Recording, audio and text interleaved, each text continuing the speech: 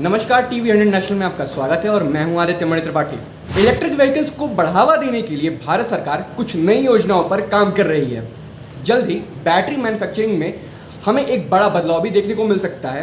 केंद्रीय मंत्री नितिन गडकरी ने देश की टॉप इंडस्ट्रीज के साथ मीटिंग में कहा है कि इलेक्ट्रिक व्हीकल्स के लिए बनने वाली बैटरी की कीमतों को कम करना बेहद ज़रूरी है ताकि इलेक्ट्रिक व्हीकल्स को देश में जल्द से जल्द और ज़्यादा से ज़्यादा उतारा जाए। इसी सेगमेंट पे हमारे साथ अविनाश गोरखशेखर सर हैं जो विस्तार से आपको इस बारे में पूरी जानकारी देंगे। अविनाश सर, आपका स्वागत है टीवी नेशनल में। Thank you. सबसे पहला मेरा ये क्वेश्चन था कि सर जो हमारे इलेक्ट्रिक व्हीकल्स आ रहे हैं वो टायर 2 टायर 3 सिटी में सर उनका स्कोप कैसा है, क्या वो उतने सक्सेसफुल हो पाएंगे? देखिए, पहली बात तो इलेक्ट्रिक व्हीकल्स इंडिया में एक नया कंसेप्ट है। हमको लग रहा है कि इलेक्ट्रिक व्हीकल्स धीरे धीरे इंडिया में उनका जो पॉपुलेशन बेस है वो बढ़ेगा और जिस प्रकार के अभी इलेक्ट्रिक व्हीकल्स लॉन्च हुए हैं, जैसे कि ग्रीव्स कॉटन ने उनका 2 व्हीलर लॉन्च किया है, अभी ओला की बड़ी 2 व्हीलर फैक्ट्री तमिलनाडु में बन रही है। तो मेरे ख्याल से जो टायर 2 टायर 3 सिटीज है वहाँ पे पहले ये व्हीकल्स को इसलिए ट्राई और टेस्टेड किया जा रहा है क्योंकि हमको लग रहा है कि वहाँ पे अपॉर्चुनिटी जो मार्केट की है वो काफ़ी बड़ी है। अर्बन मार्केट्स में क्या होता है कि नए प्रोडक्ट्स लाना और लॉन्च करना एक एक्सपेंसिव अफेयर होता है। दूसरी बात क्या है कि यहाँ पे सैंपल साइज अक्रॉस मासेस होता है, तो मैन्युफैक्चरर्स को एक अच्छा अनुभव मिलता है कि उनका प्रोडक्ट कितना सक्सेसफुल होगा, क्या प्राइसिंग उनको रखनी चाहिए। लेकिन ओवरऑल मुझे लग रहा है कि टायर 2 टायर 3 सिटीज के अलावा जो अर्बन मेट्रोज है, टाउन्स है, वहाँ पे भी ये प्रोडक्ट्स धीरे धीरे लॉन्च हो जाएंगे जब वॉल्यूम्स बढ़ेंगे। तो ये एक अच्छा ट्रेंड है और लग रहा है कि आने वाले कम से कम 3-4 सालों में इलेक्ट्रिक व्हीकल का जो पॉपुलेशन है इंडिया में वो काफी तेजी से बढ़ेगा।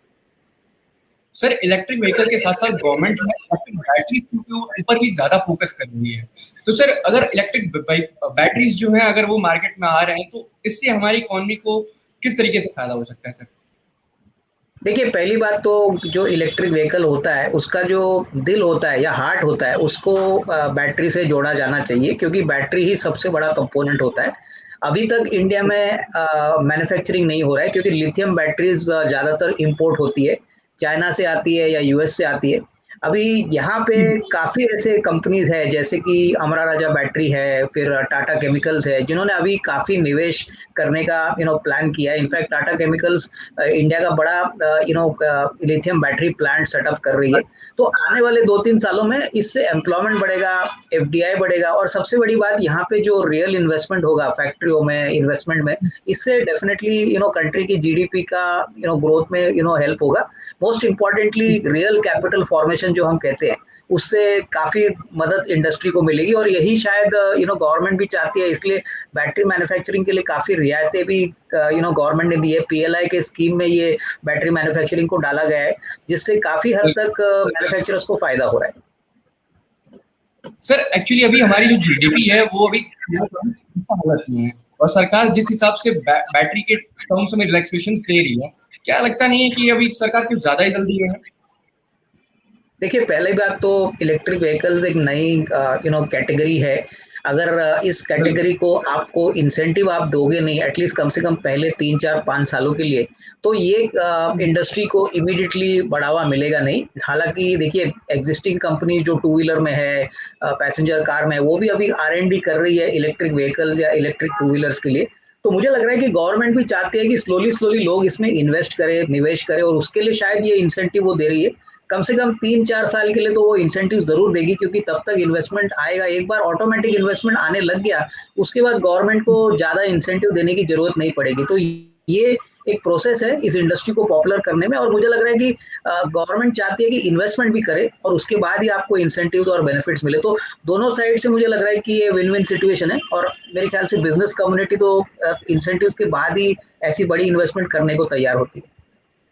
सर अभी हम देख रहे हैं कि टाटा और महिंद्रा सेक्टर में काफी अपना इंटरेस्ट दिखा रहे हैं। तो सर मोटा मोटी बात करें तो अगर हम देखें 2-4 साल में तो क्या हमारे इलेक्ट्रिक व्हीकल्स हमारे देश में क्या प्रॉपर्ली रन करने शुरू हो जाएंगे? मुझे लग रहा है कि 3-4 सालों में डेफिनेटली होगी क्योंकि देखिए, पहली बात तो जो इंडियन कंज्यूमर है वो बहुत ही फ्लेक्सिबल है, वो फ्यूचरिस्टिक है। आज आप कोई भी अच्छा फ्यूचरिस्टिक प्रोडक्ट एक सस्ते भाव पे, एक कॉम्पिटिटिव भाव पे उसको प्रेजेंट करोगे तो मेरे ख्याल से नई चीजें ट्राई करने के लिए कस्टमर ओपन माइंडेड है। सबसे बड़ी बात टेक्नोलॉजी बहुत बड़ा रोल प्ले करेगी इलेक्ट्रिक व्हीकल में, और जो यंगर जनरेशन है, जो हम मिलेनियल्स कहते हैं, इनके लिए नई चीज़ें ट्राई करना बहुत आसान होता है। तो मेरे ख्याल से जो नई डिमांड इनिशियली आएगी वो यंग लोगों से आएगी। तो मुझे लग रहा है कि 3-4 सालों में डेफिनेटली आपको जो बसेस का जो सेगमेंट है, फिर टू व्हीलर का जो सेगमेंट है, जो मेरे ख्याल से इनिशियली काफ़ी कैपिटल इंटेंसिव नहीं है।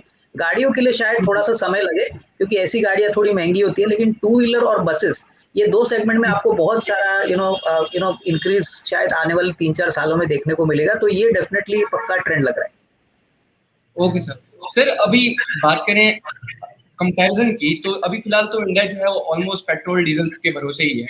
लेकिन अगर हम देखें 2-4 साल या 5 साल बाद के बाद में, तो अगर इलेक्ट्रिक व्हीकल्स आ जाएगी तो सर जो कॉस्ट होगी एक आम आदमी के ऊपर, जो आज सफर कर रहा है डीटीसी बस में, तो सर उस हिसाब से उसको कॉस्ट में कोई फर्क पड़ेगा, या फिर सस्ते होंगे या फिर महंगे कॉस्ट होंगे इलेक्ट्रिक व्हीकल्स के? नहीं, देखिए, इलेक्ट्रिक व्हीकल का जो कॉस्टिंग होता है वो ऐसे होता है कि पहले जो इनिशियल इन्वेस्टमेंट होता है वो काफ़ी महंगा होता है, लेकिन जो रनिंग कॉस्ट होता है वो बहुत ही सस्ता होता है। तो बेसिकली क्या है कि पूरी तरह से जब तक एसेट पूरी तरह से डेप्रिशिएट नहीं होता है, तब तक वो एसेट का जो खर्चा है वो मैन्युफैक्चरर को या जो खरीदार है उसको उठाना पड़ेगा। अगर रही बात डीटीसी की बस की बात आप कर रहे हो, तो वहाँ पे तो फेयर्स तो सब्सिडाइज होते हैं।